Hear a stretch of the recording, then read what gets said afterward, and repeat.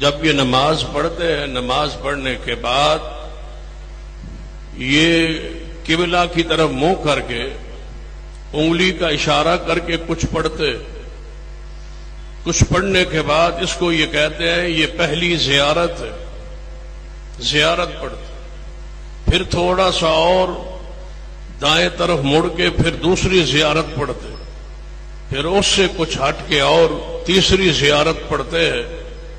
ان تینوں زیارتوں میں یسین ابو بکر، عمر، عثمان، امی عائشہ، سیدہ حفصہ، سیدہ ام حبیبہ، سیدہ ہندہ، سیدنا ابو سفیان، سیدنا امیر معاویہ رضوان اللہ علیہ مجمعین پر لعنت بھیجتے ہیں۔